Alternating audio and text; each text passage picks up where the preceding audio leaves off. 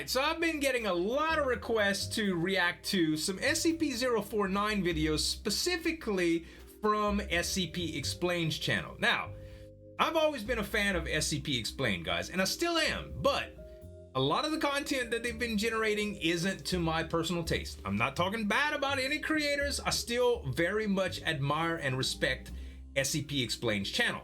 My nephew, my 4-year-old nephew, absolutely loves their channel, and we watch it together on our own personal time. But I don't react to them very often because a lot of it is kind of, and this is not my words, but a lot of it can be looked at or viewed as content farming, okay? And if you're not familiar with what that is, it's essentially when there's creators that try to game the system, and not really game the system because they are putting out good content, but their system is their content is designed to satisfy the algorithm more than appeal to an audience, and that audience is particularly me. Now, arguably, my own channels have suffered because I have not done this in the past, and even when I've tried, it's not very easy to do.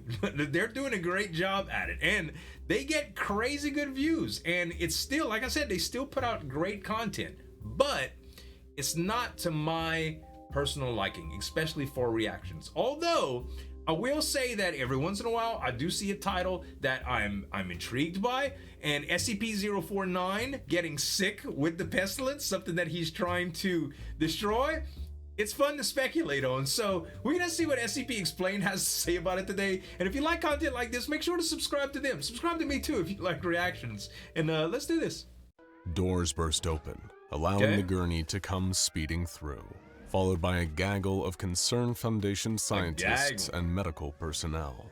Everyone was abuzz, anxious at the troubling development and fearful over the fate of the patient lying on the examination bed. It wasn't exactly a rare occurrence for someone working at an SCP Foundation facility to need serious medical treatment, more often because of a grievous injury or psychological episode incurred whenever a dangerous anomaly breached containment. After all, working for the Foundation was nothing if not hazardous to your health. But personnel being injured, that was so commonplace at the Foundation that it was practically mundane, just another ordinary part of the job.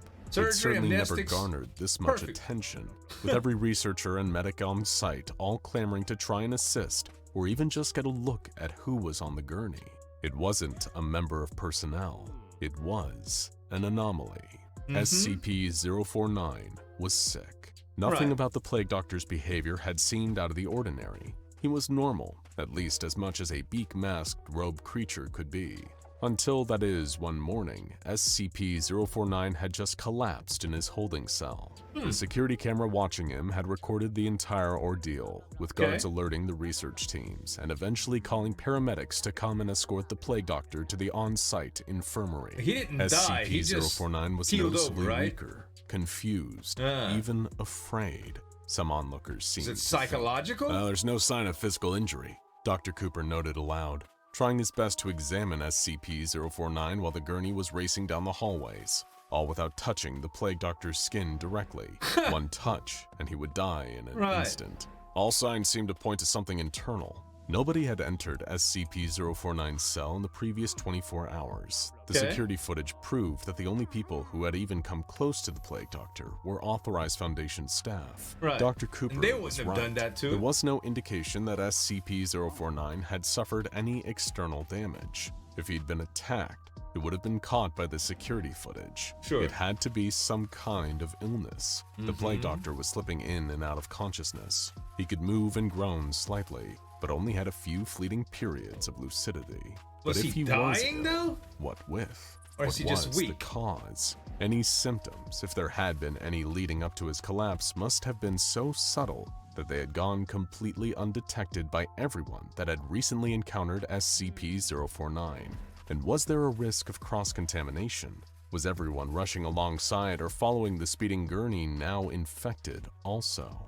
As they reached the infirmary, Foundation medics were already waiting, having prepped the area for SCP-049's arrival, wearing gloves over their hands to avoid lethal direct skin contact. The medical staff hoisted SCP-049 onto a bed, just as Dr. O'Mell arrived, pushing his way through the crowd of other researchers and doctors who had piled into the sickbay. All right.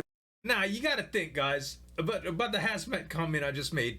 If there's an anomaly that has proven to be very, very, very powerful in the past, and the security cameras don't pick up anything that could have potentially got to him, and you think it's an illness that could affect a powerful SCP, why in the world wouldn't you be in hazmat? Like some sort of PPE, some protective gear. It could be contagious, deadly virus or something like that. You just exposing yourself to it?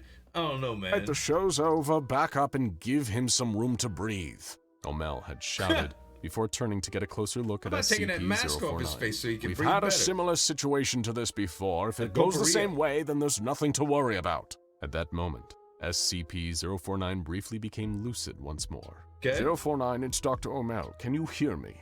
Yes, I can, the Plague Doctor replied weakly. Please, help me, Doctor. Well, I'll do my best, O'Mel said, trying to keep the beaked surgeon's spirits up. It's a real good thing I was here that time you laid an egg. At least we know what to expect this time, right? Sorry, what? I'm not laying another egg. SCP-049 rasped through his beak, his pain obvious in his tone. What? And what the heck's going on? It happened, he answered. Pestilence. It is the pestilence. Before losing consciousness again, the entire infirmary went deathly silent. The pestilence, the vaguely defined disease that SCP-049 spent his life seeking out and trying to cure. Not defined. Now it had infected him and could potentially claim his life unless the Foundation could help him. There was one big problem. But it Nobody was not had any idea exactly what the pestilence really was. Right, and isn't it not symptomatic? For SCP-049. It's not the next symptomatic. few hours were a non-stop circus. From what I've An seen. emergency quarantine order was issued, as everyone that had accompanied the gurney had to be screened and tested for any possible signs of contagion. If the pestilence had actually managed to infect SCP-049, there was a high chance it could spread, especially with so many research staff and medics present. The infirmary was sealed off. Any of the medics who were cleared were issued a hazmat suit so they could continue to aid the sick plague doctor. Although confirming that staff were 100% clear of the pestilence wasn't exactly straightforward, nobody knew what signs or symptoms to even look for. Normally, it was only SCP-049 and him alone that could sense the presence of the pestilence in a human being, and his only cure was turning them into a zombified instance of SCP-049-2. And he can't turn himself into that. A momentary panic started to spread amongst the Foundation personnel who had been near SCP-049, stemming from one idea about what the pestilence really was: the bubonic plague. It didn't seem too far of a stretch given SCP-049's appearance, resembling the clothing worn by medieval plague doctors when the Black Death ravaged most of Europe during the 1300s. He was a regular dude. Given that the bubonic plague was fatal, once this paranoid rumor set in amongst the Foundation's staff, some began to break down, believing they had contracted the deadly medieval infection. However, after several hours of additional screening and testing, nobody on site showed even a hint of bubonic plague in their systems. But all the while, SCP-049 wasn't getting any better. We're still in the dark here, Dr. O'Mel said, his frustration fogging up the visor of his hazmat suit. If the pestilence isn't bubonic plague, then what the hell is it? And how do we cure it?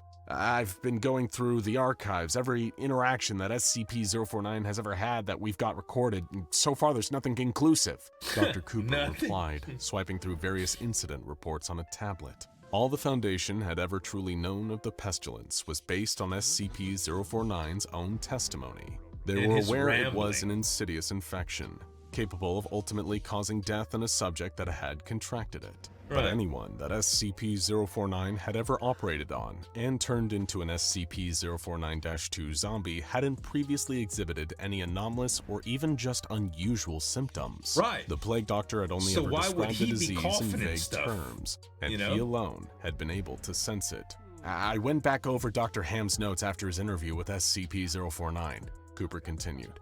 Based on these, it looks like there are a few working theories about what the pestilence really is, but what? O'Mel replied. But what? Come on, out with it! Well, they're pretty abstract, to say the least, the fellow Foundation researcher admitted.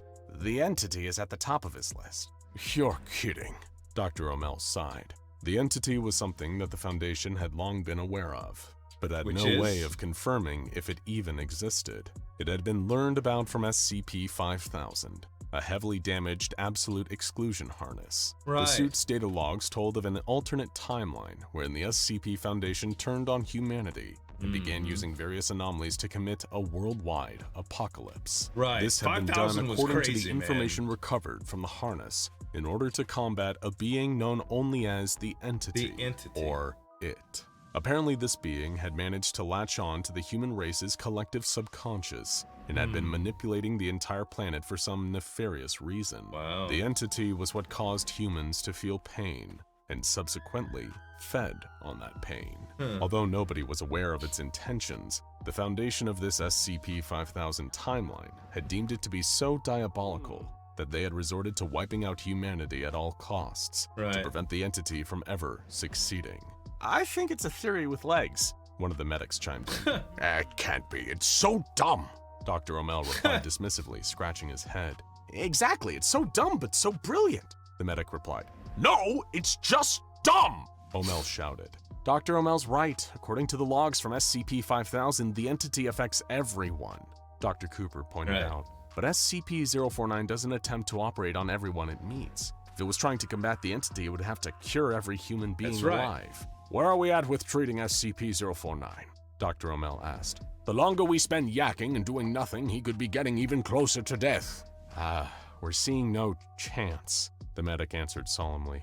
The Foundation's immediate course of action was to administer SCP-049 with a single dose of SCP-500, also known as the Panacea, coming in the form of a red pill. SCP-500 was known to cure a person of all diseases. Dr. Bright's, but as we know, Panacea doesn't have one consistent rate of effectiveness. I think that's Dr. Bright's siblings. It can take longer to heal a subject depending on the disease they've been infected with. So, SCP-500 could be working? Dr. O'Mell asked. Like I've said, we've not detected any change in SCP-049's condition, the medic replied. It could be that the treatment isn't working at all because it can't isolate the pestilence on the Plague Doctor's system. As far as SCP-500 might know, there's nothing for it to actually heal. Great, really, that's just wonderful. We have a miracle cure that works on any illness, and it's just not doing what it's meant to. Because it's not an illness. That's what about my next theory. of kin? Any luck there? He's notoriously good at evading capture, believe me, I know. But if we tell him what's going on... Not my department. The medic shrugged. Next of kin? I'd say the fact nobody's brought him in yet means that our field agents still haven't found him. But your guess is as good as mine. Or is that video they did around Dr. a twin O'Mell that he said, had? his frustration Evil coming out twin as or something? sarcasm. Just get the hell out of here and see what you can do for SCP-049. And send someone else to give us updates next time. Hold on, O'Mell, Dr. Cooper interjected. Take a look at Dr. Ham's notes, and I've come up with another theory about the pestilence here. Well, what is? It's death. The room fell quiet. Death? As in the fundamental law of the entire universe, the entire state of not being alive? O'Mell exploded with outraged disbelief. Listen, that affects everybody what too. If, specifically, dying of natural causes could itself be the pestilence? Ham was pretty old when he first interviewed SCP-049, dying of natural causes. Right? And they had a number of sessions together until one day, SCP-049 turns on him, he might be able senses the to pestilence, see, and gives Dr. Ham the whole treatment. He's zombified him. I know you don't need to be coy, Cooper. Die of natural causes. Right, well... During their very first interview at Site-19, That's weird. 049 said he could sense a lot of death there, but not all had that many traces of the pestilence, the researcher explained. So, what if SCP-049 had started to realize the odd little signs of Dr. Ham aging, graying hair, wrinkles, the usual suspects, and instead of waiting for Ham to die, he cured him immediately? Here, in an interview, 049 said the following. Do you wait to remove rotten timbers until the hull collapses on top of you? No. You find them, and you pull them out and replace them with those untouched by rot. And most of all, you do not simply mock the structure, because it now looks different to you.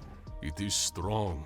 It is free of disease. But not everyone he's killed or cured has been Ham's age. There's no way.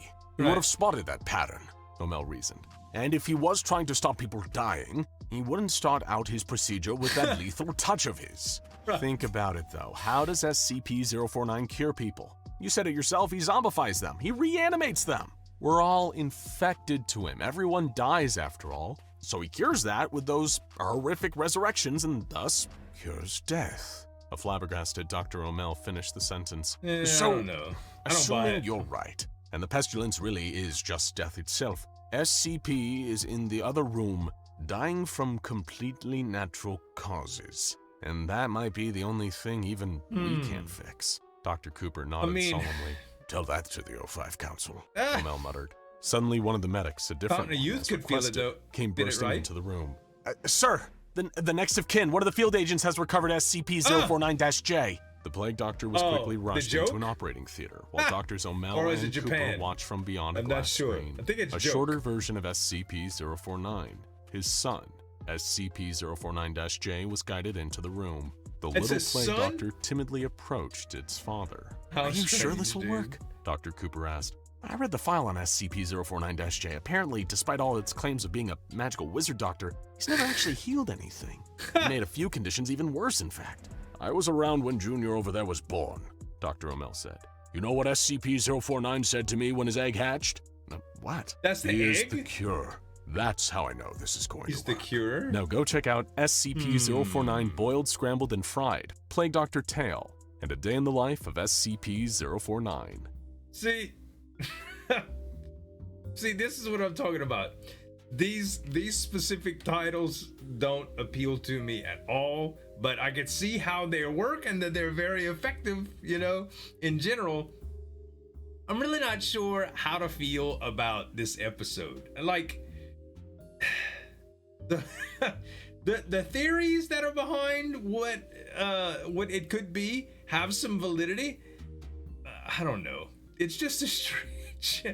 It's just a stretch. I can tell you this, my personal taste, again, I would have felt a lot better about watching a tale that kind of went in line with the canon of a very interesting SCP, or even reading or an animation about an SCP that I haven't heard of, you know, one that's quirky or bizarre or even crazy powerful, you know, or scary. Those are some of my favorites. So I don't know, guys.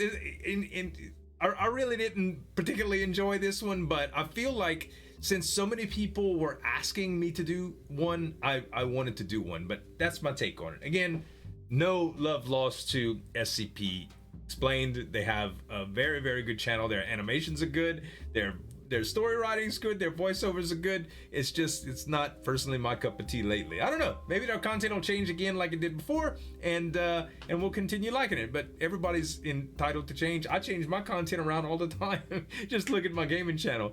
At any rate, guys, that's gonna be it. I hope y'all enjoyed it. Make sure to subscribe to SCP Explained if you enjoyed this video. Subscribe to me if you like reactions, and if you thought this video was cool, you should check this one out.